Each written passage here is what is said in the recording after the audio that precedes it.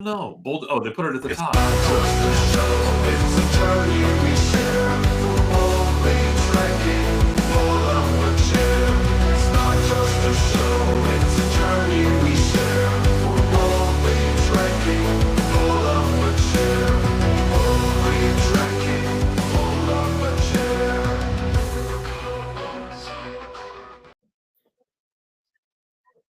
Howdy, howdy. Hey, everybody, it's Ash. That's Sean. So Sean, Howdy ho.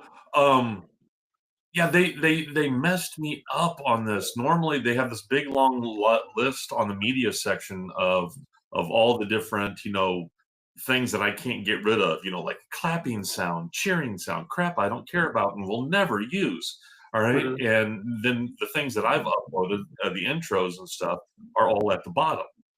They've changed it up and they moved all of my stuff to the top, which I'm happy about.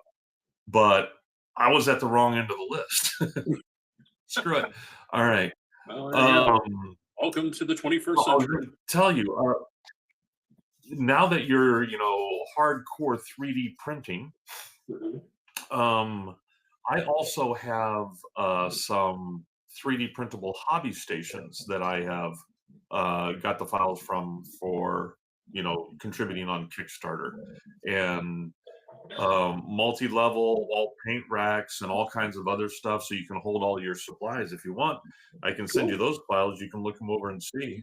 And one of them, the Painter's Fortress one, they even have, because there's all these different motifs that you can slap onto them to give the dwarven feel, or the feel, or this one's like cyberpunk, or this one is such and such, or eldritch. Well, the Fortress one, the Painter's Fortress one, also had one that they came out with later on, which was a Star Trek motif for it. So you can have all your, you can put on some facades on the drawers and on the sides that are all Star Trek-y feel, if you want. I've never put any of the facades on mine. I was just going through it earlier today because my stuff is becoming overwhelming and I need some more storage. Yeah, actually, I was looking at my my Elegoo, and I got the filament dryer, and I'm like looking at the lamp going, well, the lamp's not going to fit there with the filament dryer, because the lamp is going to run into the filament dryer, or vice versa. Yep. Well, so I'm going to relocate that. Here's something you can do. You can just go on to Printables or on to Maker World or something like that and start looking up lamps. All right. Yep. And then you order from AliExpress your LEDs and you can create your own lamps. You can do, the LED stripping and stuff like that. Like I was with AliExpress with a lot of the stuff. If you go above $10 in purchasing, you get free shipping. Really? And so I was ordering. Yeah, and sometimes it takes you a few things to get up to $10 because crap's so cheap on it. But it's not cheap like Temu. It's a different kind of cheap. But and so I was looking to bring up my number to $10, and I saw this LED wrap, 2 meters of LED wrap that's designed to go into your trunk. When you lift up your hood or you lift up your trunk, it's designed to go under the weather stripping and just broadcast light down inside your trunk. So when you open up your trunk, it's all, you got a nice white outline all around your vehicle, and it really, really tricks it out. And I was like, oh hell yeah, I'm gonna get that. Yeah, that sounds like actually. Because and for that $5. Yeah, it's $5, and you wire it into the into the light that you normally have come on. You just tie into those wires so it powers it, and like I said, $5 for it, and I got it in earlier this week and put it in my vehicle. Looks pretty damn snazzy. Makes me want to go outside and open my trunk if it wasn't so freaking cold. -3 for a wind chill right now, folks. Enjoy your weather wherever you're getting it. We're not getting weather. We're getting frozen. That's what we're getting. 1 second. Yes, dear. Did you talk about the show? Did you watch it? We are just about to start. I like it. Hi. We watched the new one. Oh, he was telling me a little bit about he had Did you watched watch it. I didn't know you had actually participated as well. But that's cool. She was quite quite enthusiastic to watch the first one, and after watching the first one, she enjoyed it so much she wanted to watch the second one, and then I caught her off to the side, starting to watch Discovery to get caught up on everything. Yeah, I think I'm on episode So, 4 now. so I would suggest taking some Alzheimer's I medication. do actually like Star Trek. I don't watch it as I do actually like Star Trek. I used to watch it all the time, and I just haven't as much lately, but I did enjoy the new one. Oh, there you go. So, from sort of a We're new, getting I don't know, inculcated. like a new, he hated it. I don't hate it. I just I mean, I think the humor in it is good. I think the cinematography and things they're going for is good, but I don't think they're approaching the world well. I don't think they're approaching the source material the way that they should be. Gannon actually sat down and watched episode 2 with us, part of it. So, and he didn't hate it. Yeah, he didn't stick around for anything else though. Yeah, but he didn't say he hated it either. So, He I didn't go. mean, that's kind of a ringing endorsement from a 16-year-old kid. Yeah. But yeah, so needless to say, that's what this episode is about. We're going to talk about the new Star Trek that came out, and I really think I really think it's not gonna come off very well. I mean, even though it's, you know, like I said, the humor was fun. Mhm. All right, I don't like the ship. I mean, I don't like the ship itself, the Athena, strictly from a modeler's point of view, because how the hell am I going to model detached in the cells? I don't know how the fuck that's going to go into a model.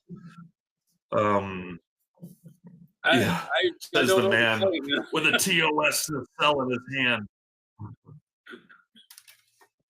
I actually was looking at that at first. I thought it wasn't a complete detached nacelle, but we can get into that later. But the thing is that, Yeah. from a standpoint, engineering wise, I personally think having the nacelles where they be parked or attached to the saucer and they slant, like on the edge of the saucer instead of being like this, where they can pivot.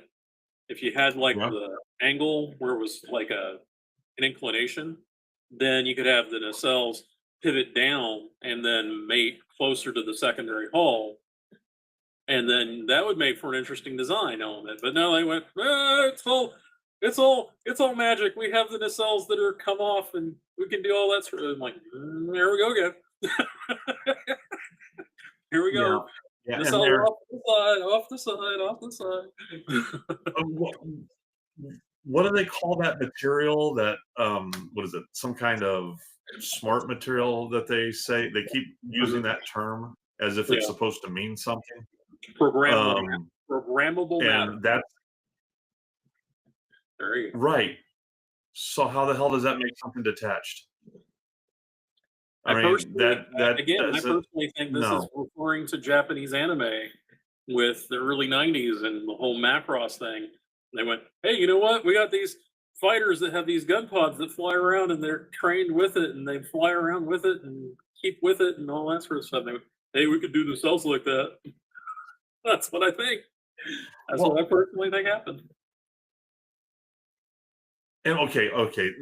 One of the things that is irritating the crap out of me about this show, all right, is the over usage of the Delta, of the Star Trek Delta. The Star Trek Delta is everywhere. I wouldn't be surprised if in the morning they don't pour their milk over Deltos and eat those for breakfast. Yeah. All right. There are too many freaking Deltas.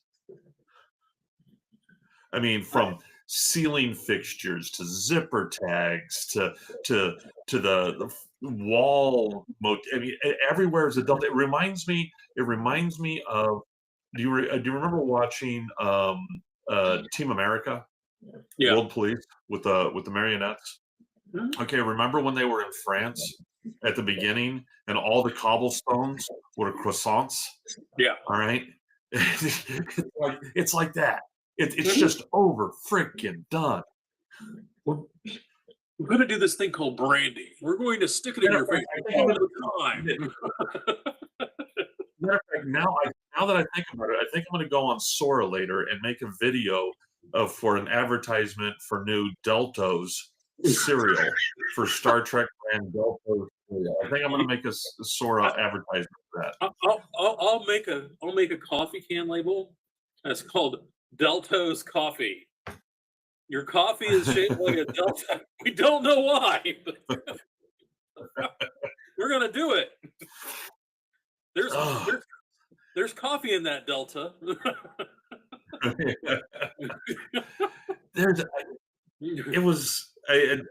That I'm a huge Holly Hunter fan, but come on, curling up in her chair. I mean, she's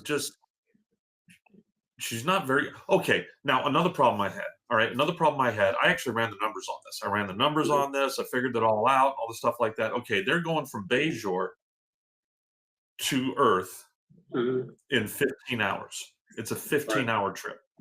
All right. Okay. Never mind the fact that they're actually detouring over to the Badlands for some stupid ass reason before going to Earth. I mean, that was a whole right-hand turn. It's a All right. sightseeing journey.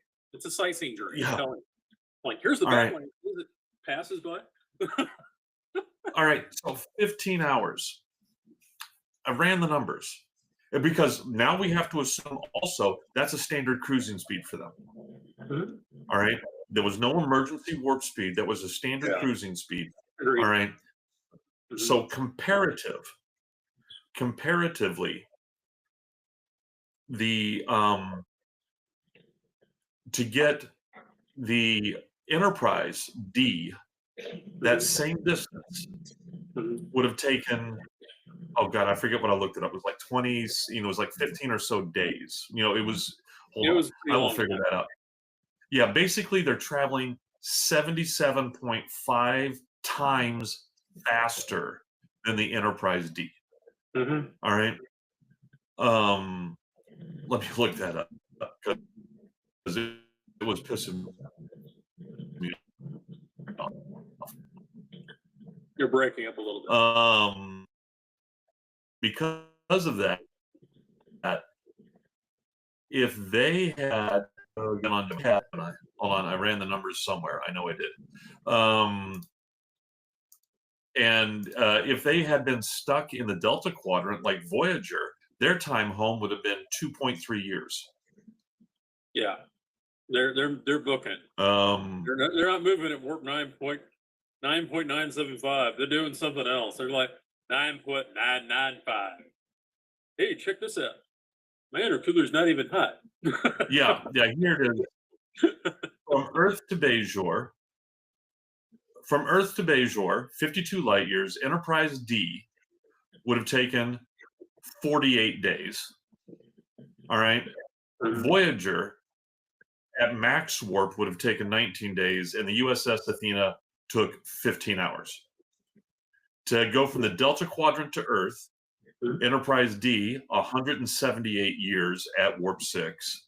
Voyager, 75 years at max, and Athena, 2.3 years. And to cross the whole frickin' galaxy, to go all the way across the galaxy, 100,000 light years side to side, Voyager D would have taken 255 years. Athena takes 3.3 years. All right. It's just stupidly fast. All right. And let me see here. What was the calculation of? Oh, and apparently they're using some new kind of slipstream thing. And I still was wondering why they never used, singularity stuff. All right. Artificial singularities like the Romulans.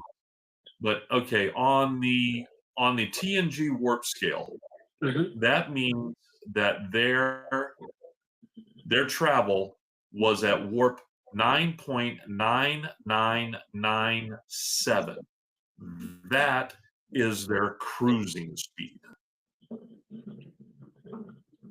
I was only All right. a couple of digits off. And so then it makes me wonder in episode 2 when they're like bending over backwards to get Bajor to sign back on. All right, not Bajor, excuse me. Beta Z. What? Beta Z. Beta Z. Yeah, it was a B word. All right, when they're getting the Beta Z, why? I mean, I realize it would be a good thing to get them back on, but why to the point that you're already planning where to put your, your capital of Starfleet at, but then you say, you know what? We're going to move it to your world because we want you back that bad. Why do they want them back that bad? I could give I you mean, some I could understand. but nothing real canon. Yeah. I mean, it just confused me. I mean, I don't see how they are that necessary of a component to bend over backwards that hard. But So I'm going to fill in a blank here yeah. just for a moment. Hold your thought, because there are 3 semi-canon explanations. One is during the Dominion. Hold on. I forgot to say something. Sure. There's going to be spoilers. Go ahead. So Oops. the thing during the Dominion War was that Beta Z actually was attacked multiple times. I mean, it wasn't just like, oh, we had a little battle here. No, it was occupied for a while, and it drove a wedge into basically. If you look at the map of the Federation, which I don't really want you to pull up, but if you look at Beta Z, it's in the northern. Right. So that makes kind of sense. The second one is that it leads to the connection to the Kzinti, which the Kzinti are in the neighborhood of Beta Z, because the Caitians are in the neighborhood of Beta Z. And so where there are Caitians, there are Kzinti. So if they ever decide that they want to have Kzinti in Starfleet Academy, that makes a logical choice, because, subtext, hey, we could stick these cat people who like eating humans in the story. Now, go ahead. The third one is that, generally speaking, I think they want to tie in, and we've talked about this before. Hey, look, it's the whole, hey, I'm the daughter of the sacred holder of the Chalice of Reeks. Who held this before? Oh, was her name Troy? Oh yeah, I'm her great granddaughter. Yeah. Canon connection made. Yeah, they want to get Luxana in there. Yeah. But that doesn't tell me why. I mean, and that's, I can understand that all from a production point of view, why they would want, why they would want to bring the Beta Z in. But that doesn't tell me why in world the Federation would give a rat's ass about them. All right. And also keep in mind that all that stuff, the Dominion wise and all the stuff like that happened. So what's his name? Caleb? Yeah. Caleb. Yeah. Caleb's mirror or something like that. Caleb's mom, all right, is sent to a rehab facility, right? And Pirate Dude is sent to a prison. He's bad. It's really bad. Well, yeah, but I understand. He's the bad guy, all right? She's ancillary. She can be rehabbed. Apparently, couldn't be rehabbed within 14 freaking years. Yeah. All right? So, all right. He goes really uncooperative. Let's put it that way. But he then tells Caleb, when they meet face to face, he tells him, "Oh, when we broke out a year ago, your mom and I broke out a year ago." All right. So, how, if he's in a penal, if he's in a prison and she's in a rehab area, How are they breaking out together? That's two different places. All right. And here's another thing too that got me. All right. So, all right, Caleb's trying to put in the super duper code to get everything, get all the programmable matter to shut down. All right. He's trying to put in the super duper code. All right. Our boy, our boy pirate, he shows up, puts a gun to his head, I can smell a lie. All right. But then he immediately goes, oh, you're Caleb. All right. You're of the mind that he had assistance to escape, because there's no way some 5, 6-year-old little kid would be able to rappel down that cliff in the middle of a sandstorm and survive. All right. And all right, when Nos, the pirate, escapes at the end, they just gonna let him go? He's puttering off in an escape pod, not well known for their evasive maneuvers. Attack officer, load 1 photon torpedo into the launcher. The damn ops told her everything's back, everything works. Fire, all right? Yeah. You know what else works then? The tractor beam. Yeah. But he'd make a pretty explosion as he go. Poof. And I like then what can I say? she even brought up, okay, so Caleb should have been kicked out as soon as he brought all the trouble when sending the little message to mommy. All right. Okay, one, I don't understand why he has to use somebody else's thing. They weren't on a communications lockdown, were they? All right. But even so, even if he did, which should have got him expelled immediately, even if he did hack and send, how did Pirate Dude know to show up right in the line of course and immediately show up and do that stuff? Unless he's some uber powerful warp drive that can just get him there. Then why does he need Their the warp drive? I mean, that's right. Prison. And then they made it back to the ship, and then got all the way into the Athena less than 24 hours.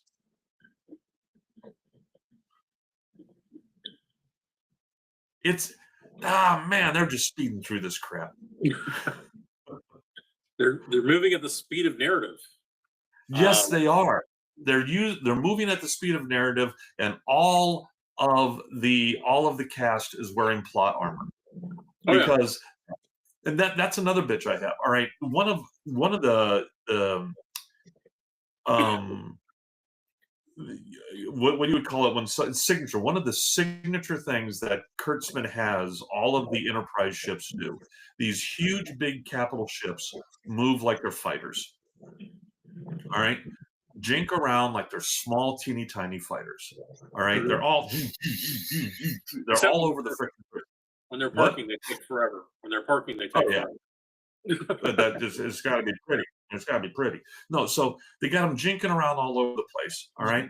So I'm telling to myself, if they can move like that and not turn everybody into fucking creme brulee, all right, in the ship, that means they got, they're going to instantly turn into mush, just bloody yogurt. All right. Yoplait flavor, I'm not going to invest in. So then that means that, that can be explained away by saying, all right, they have really good inertial damping. What's going on? Whole section 3 is compromised. They don't react. You remember the original series? You got hit sometimes and it didn't do anything to the people on the bridge. They're like, there's hull breaches in the lower secondary hull, but you don't see them reeling all over the place like they've lost their mind. I mean, No. it's damage, but you don't necessarily have to have a. They don't have to But, reel. that's what we come to expect nowadays. These people are slammed across. They are just, literally slammed across. Their entire internal organs should have been just completely fucked. Yeah. I mean, as Mariner would say, don't worry, they'll take you to the medical and they'll wave a light over you. You'll be fine. And It's one of my favorite lines from that show. I know, it's great. Um, Just that magic but light. yeah, just put the light over you. Just wave the light. Um, yeah, there's just, but the thing that gets me is the sheer low number of views the show is getting. They released on YouTube the first episode for free on YouTube to try to bolster views. All right. And within the first day, they still had less than 90,000 views on it. And the thing that got me is I was reading something or watching something, and somebody said, "What?" For a moment, because I think you have a valid point, but I'm going to have a valid point, but I'm going to inject a little bit of humor here. Since it's on YouTube, do you think Starfleet would mind if we downloaded that and put it on our like playlist? And Yes, yes. Damn it! For the simple fact, yes, yes. But it is on YouTube. But- Come on, man. I hear that they're already calling an emergency meeting with Kurtzman and his people. I'm not really surprised. To be Yeah. honest, I mean, I'm going to give you my take on it, and I'm going to start from the beginning and work my way through it off Yeah. of memory because I didn't write any of my stuff down. Because I was like, I didn't write anything down.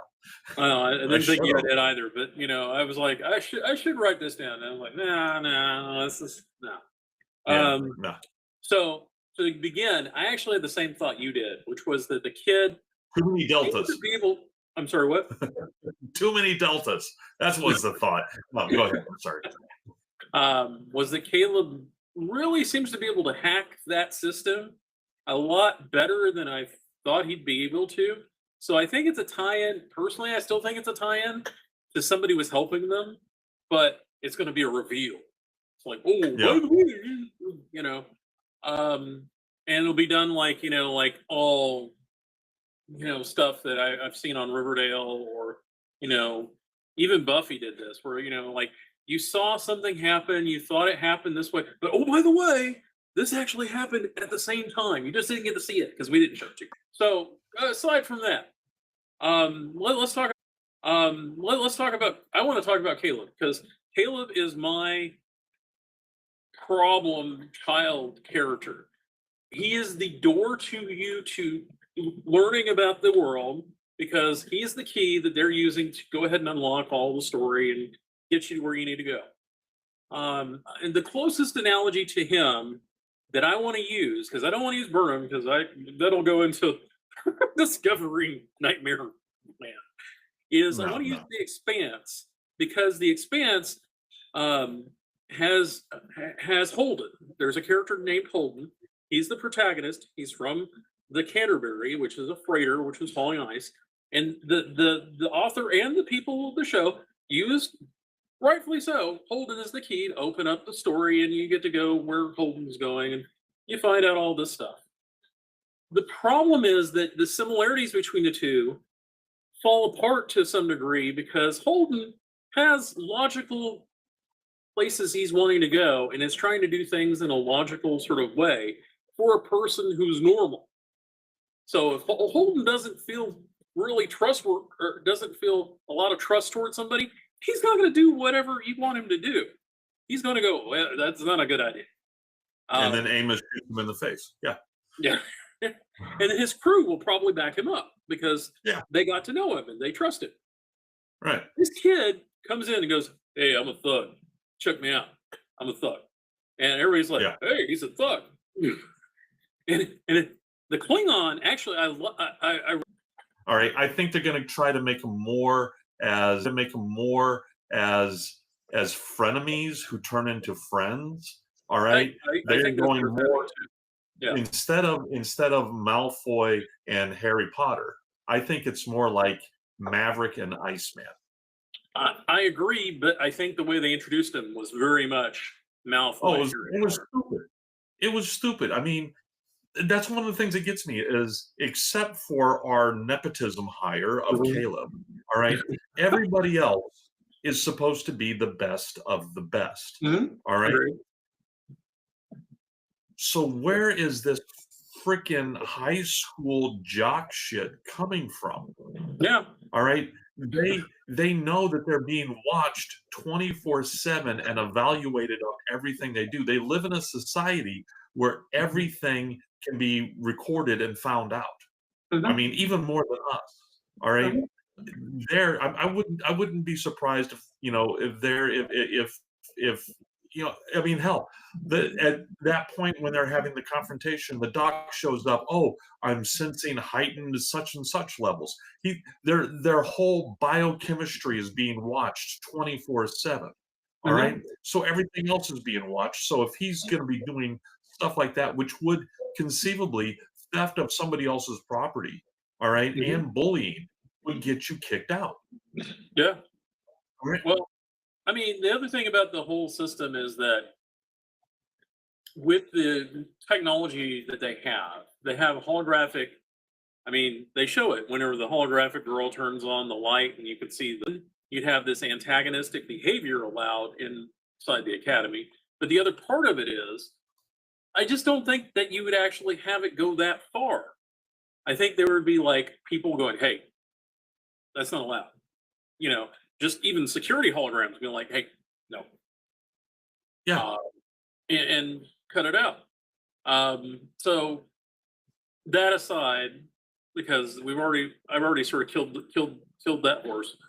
Moving on into the dialogue and the whatnot for the battle and the going to the Badlands, whole Bajor trip, what the hell ever. But the battle is so.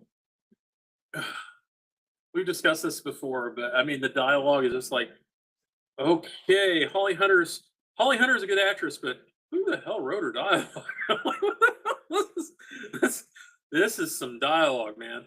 I mean, like your ship is in peril, so you're going to sit there and have a little discussion. Hey, you think we could try and go ahead and do? No, get the shields up. What's going on with my shields? Where's my backups? What's the going on? Well, and that's the whole thing. Okay, every since Enterprise, series, Mhm. all right, and Malcolm put together the whole red alert thing. As soon as the red alert goes off, the shields go up. Mhm. All right. So how did those things hit the ship if the shields were up? Why does she have to say shields? I mean, why does she have to say red alert? He makes it a point to tell everybody, I'm such and such. Buddy, I'm such and such species, whatever it was. It's a new one. Every for other us. chance he gets. Yeah. I'm such and such, bitch. All right. I can do it. I'm such and such. But then when he switches over to Fish Boy look, Uh, don't look at me. Don't look at me. All right. That was like, what the hell? Either own it or shut the fuck up. All right. But the other thing is, why did he even go out there? There were bots they could have sent. Yep. Hey, drone, you go do this. Yeah, go out there and scan that thing. All right. What are you doing? Boom. You're Done. picking your nose. You don't have a nose. Get out there. And it would have been done faster because they could just, go out there like some kind of freaking, car from the Jetsons, just and there they'd be. Don't they even have their own personal transporters inside them? I seem to recall that they did something like that. Well, see, that where was they could beam that out was the whole and beam thing. in and- That was the whole thing. And that was another contention with the doc. All right. Mhm. The doc was he's a hologram. We're all Right. cool with that. All right. Mhm. So either he's using the ship's, holo projectors, or he's using the mobile holo projector, right? During the whole thing where everything went down, all right, when there was all the trouble, all right, he shouldn't. All the holo projectors were down, and he's all the projectors. Up to keep it going, because if you have it disconnect during the middle of the story, or have people start what, then you start losing that being in the world. You're losing the connection to your audience. And so I think the problem is there are people in the administrative side of making these shows who are singularly tasked with continuity, making sure that if this person has the cup in this scene, they have the cup in this scene. If they're smoking a cigarette in this scene, the cigarette's this far down in the next scene. I mean, the whole thing. There are continuity people. That's what they do. They need a continuity person who's versed in Trek. Yeah, and we've discussed this Who in can like an episode or two back, where Yeah. we basically went Yeah. over, what they really need. Well, we can talk about it again. We're allowed to do that. But yeah, the whole episode basically devolves into, Caleb is our key to the story. We're going to use Caleb every way we can. We don't really. I would have loved more of the Klingon, and I'm going to jump back to the Klingon because this Klingon is actually what you wanted in TNG. This is exactly who you wanted in TNG. You didn't want Worf. You wanted the guy who's like a Klingon who goes, "Hey, I want to be a scientist. I like birds. I like birds. Birds are cool. I like birds. I'm going to watch birds. You have a problem with me Yeah. watching birds? Kind of thing." Yeah. And I actually like the character. I actually really like the way he's kind of seen where he's trying to fix the Jem'Hadar first officer. You're left, and then the hologram girl is like saying your other left, and it was kind of funny because I'm like, he's like, you mean where I was before? That sounds pretty much like normal school to me. Like, these people. Even the hologram is kind of dopey. But they shouldn't be. Yeah, All right. There's a difference between normal school and the best of the best. All right. You should not have someone coming up and going, "I think I swallowed my communicator." That was just stupid. I'm sorry. All right. That was stupid. I think I swallowed my communicator. What? What is wrong with you? How the frick did you get in here? All right. Did you find the secret decoder ring in the box of Apple Jacks? Because I mean, did Willy Wonka give you a gold not Clown Academy? That's down the street. Oh, and let me tell you, I do not like the ship being part of the school. I find that kind of off-putting as That is, to me, that is okay. That is just because they wanted that beauty shot, they wanted that whole thought of it coming down, and possibly they also wanted to, keep the number of sets down. I can see that. All right. But that means later on. I'm over here now. Yeah. Over here in this deck, like, so transporters are ubiquitous. So, why do we need to have the ship where it's like, oh, we're going to land it? Okay. Yeah, I get it. And I think They did it for the visuals. They did it for the visuals. And that's all back to Star Trek: The Wrath of Khan, because Harv Bennett, this whole Starfleet Academy thing has been going on forever and a day. Basically, Star Trek 2. Go ahead. You're thinking Star Trek: Wrath of Khan, the fact that was a learning ship that they were out on. No, all right. There was actually a talk of like doing a Starfleet Academy movie. Period. Like the early days, like Kirk, Spock, McCoy were in the Academy together, which was like, but they weren't in the Academy together. The Harv Bennett was like, yes, they were. We're going to do it.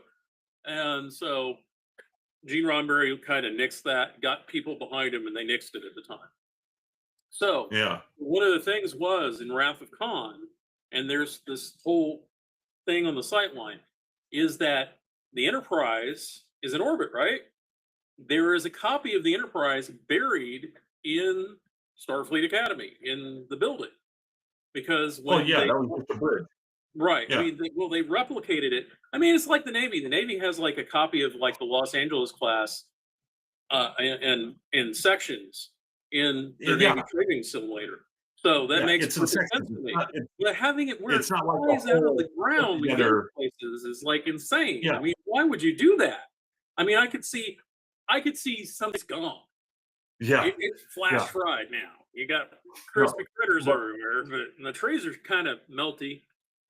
no, I could understand that they would need a school ship because one of the final stages, in Navy and all stuff like that, when you're getting ready to graduate from, you do have to go out and spend time on an actual vessel, actually, going through doing stuff, Mhm. working the ship. All right, you're Mhm. supervised out, you're the wazoo, but Yeah. you are working the ship, and Yep. that is tradition. That's understandable. Mhm. You don't park it on the freaking quad, all right, and then host freaking ambassadors in it. This is going into. I'm not going to go into the second episode because too much because I don't really want to spoil it out. Go spoiler happy on it, but I will say that we already discussed the Betazoid element to the story, and then Caleb again acts as though he's this. We're using Caleb to open up the story, and of course, we're not going to invest in the other characters at all to explain the world we're in. We're going to use Caleb, ad nauseum. Okay, let's use Caleb. Caleb has got so many issues and so many problems. I don't see how he's Yeah. going to get through. At no point, Through at no one point semester. at no point on his curriculum, it's always come back to it being that. All Mhm. right, and so far they have not made the touch point the academy yet. Yeah. All right, And it probably will never. and To be honest with you. and that's what's missing there is because and that's one of the things, even though you have had major reoccurring characters in all these series and stuff like that, there are still times when the story's not driven by them. That matter of fact, that's one of the things that Seth MacFarlane finally figured out in the Orville, and what made the Orville better is when he stepped away from being the central character and realized that he doesn't have to be the central character of everything. The character is the ship. That's the reason we named the damn show the Orville. We didn't name it freaking Captain Skippy Name it Pants. Seth MacFarlane. Yeah, Yeah. and Yeah, it's so actually. but thing two that I wanted to bring up, and this I've been all right. Starfleet's been gone for 150 years. Mhm. There's been no Starfleet Academy. All right, no new blood coming in. Mhm. Who the fuck's been running everything? Everybody working there is a geriatric. All right, no one's salute me and change my colostomy bag. None of that's going on. All right. Life prolongation, man. It's where it's Yeah. headed. That's Molly Hunter just the thing. That basically gets me. like 500 years old or 1,000 years old or something like that. Yeah, but she retired. Mhm. She was in. She was not even in. She retired. No, but that's the thing that gets me is that they keep pointing out this. The thing to me is that, like, yeah, where are all these personnel coming from? Are they all like extended life prolongation people? I mean, it might make sense to some extent. I mean, humans like go, well, screw it. Let's live 150, 500, 600, 1,000 years, whatever. Okay, if they did that, how come they couldn't fix the glasses problem? How come they couldn't fix the fact that there was a guy in a wheelchair there? How come they couldn't fix the problem with the girl swallowing her combat? I mean, seriously. Also, the whole point of the hypo spray. The whole point of the hypo spray is it's not supposed to hurt. Why, when Doc was hypo spraying them, was each of them going, ow, ow? Why was it hurting? He's a sadist. And He's turned it up to even if it was hurting, these are the best of the best. Why are they acting like little wimpy shits? I don't know, man. I think it's to try and get the audience to connect to them. And I think it's trying to, create a sympathetic worldview. You feel their pain, but I think that it's drawing way too much from today or from the past recently, and not really thinking forward. And I think that's kind of a problem because the original series, while it did draw from its recent past and what people had experienced, it You are all green. Get the fuck over it. All right. And that's what we were told. You are Mhm. no longer black. You are no longer white. You are green. And we Mhm. own you. Let's go. Yeah. But they need to think about it in a way instead of, and I hate to use this term because it really annoys me, but I'm going to say this in a particular way. Virtue signaling is a cute thing, but if you're not going to actually tell the story, don't virtue signal instead, because it doesn't really work for me. Because That's I not the want you to, story. I want you to create the universe I want to watch. I don't want you to tell me what I should be thinking instead. I want you to create the universe where I think where you want. I want you to create the universe that you want me to think that you're wanting me to be in. Okay, that's what I want.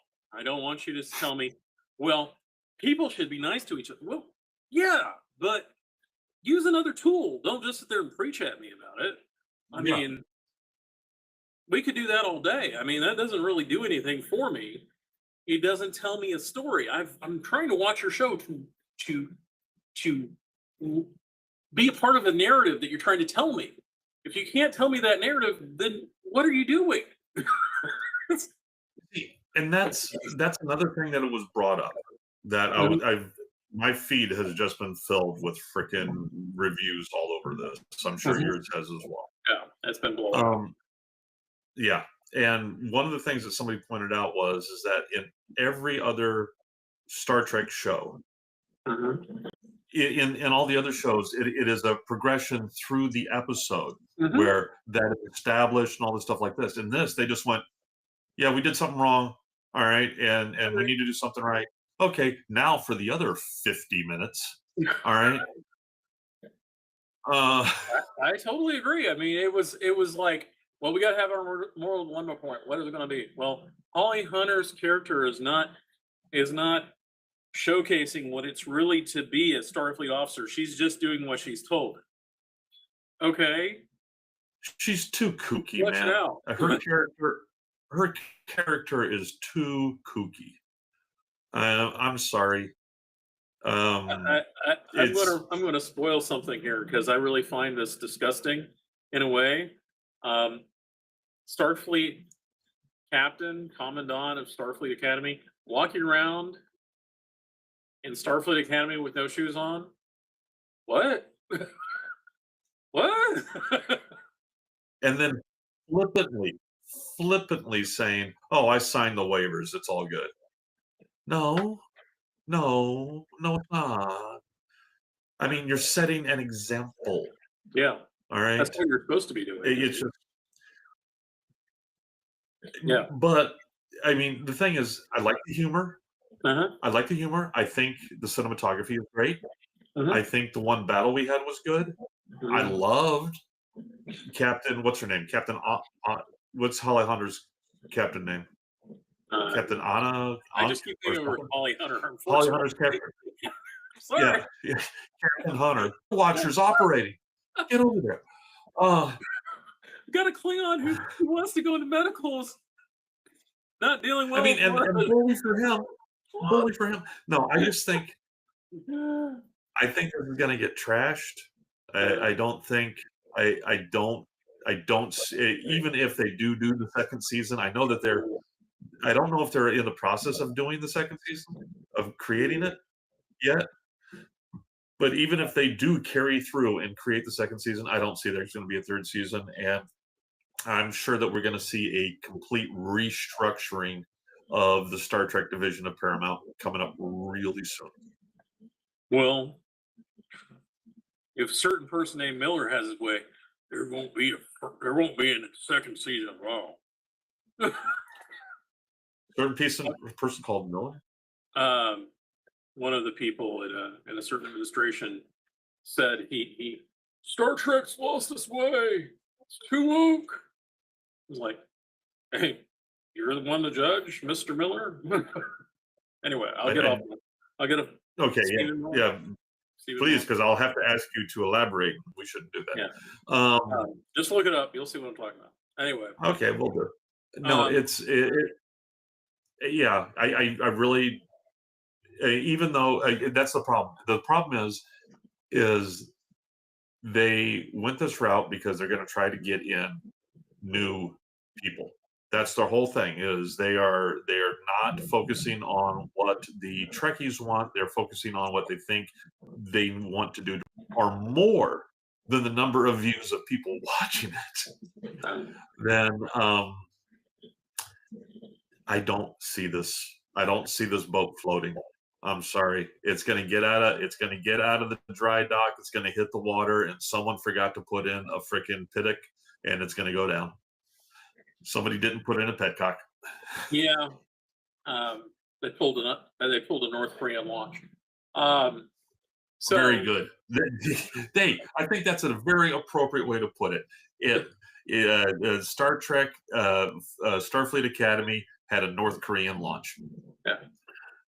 Yep. And actually, I'm going to say this. I actually did enjoy watching the episodes.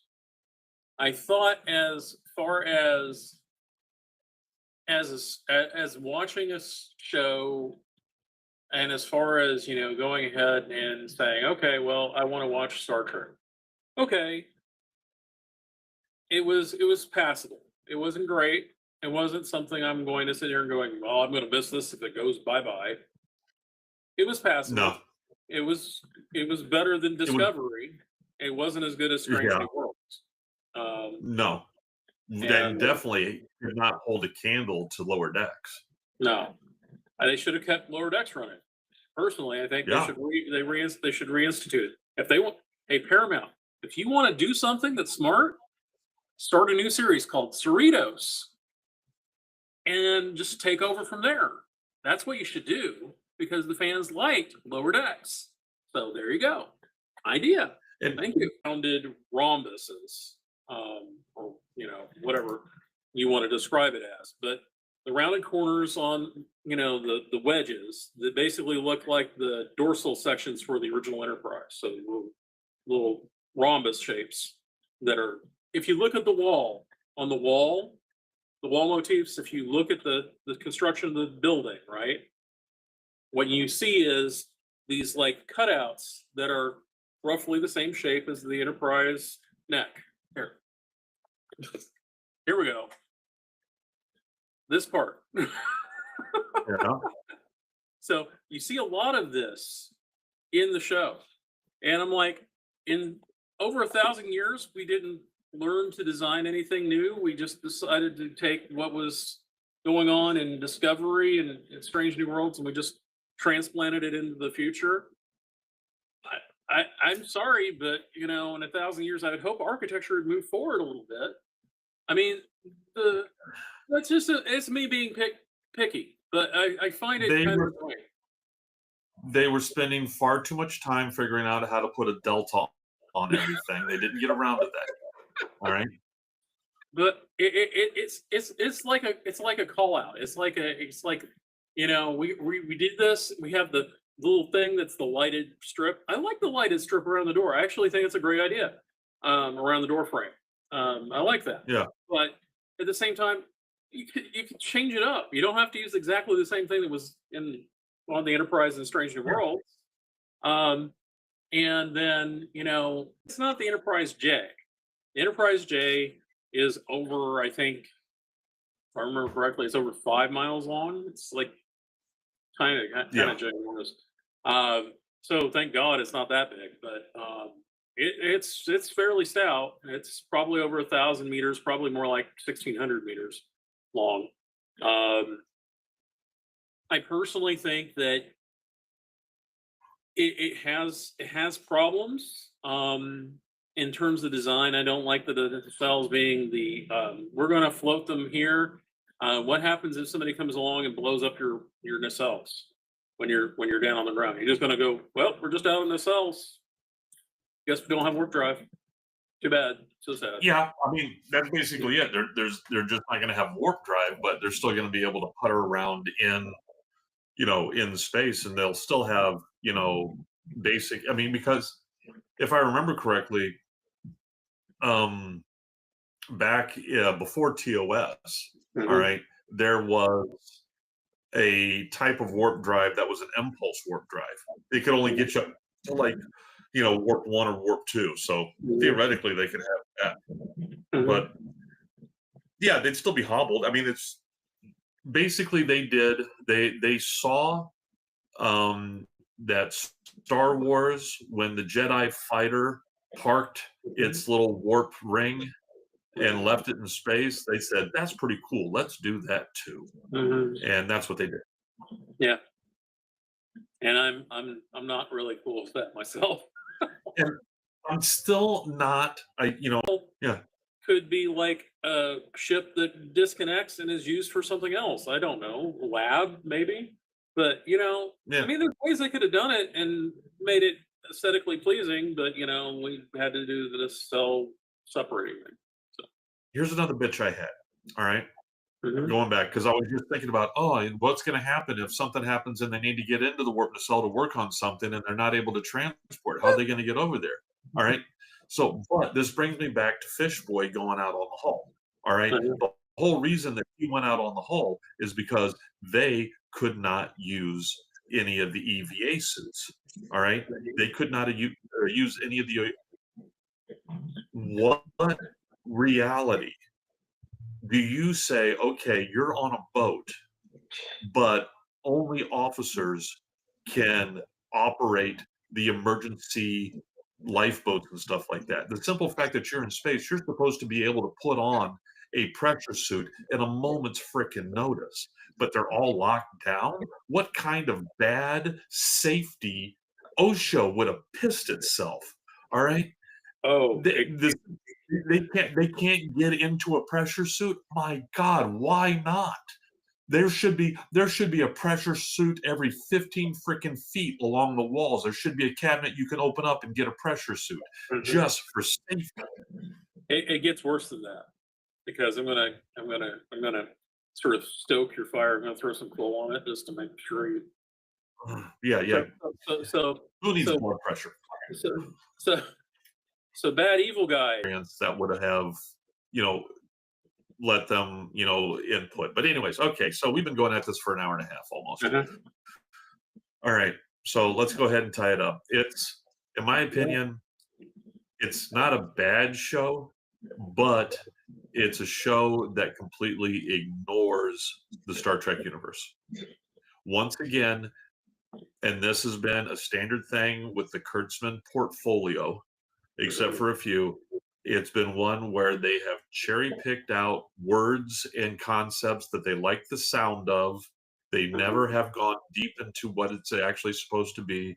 And then they've built a narrative, a very simple narrative around these concepts without diving deep. And that's the whole thing.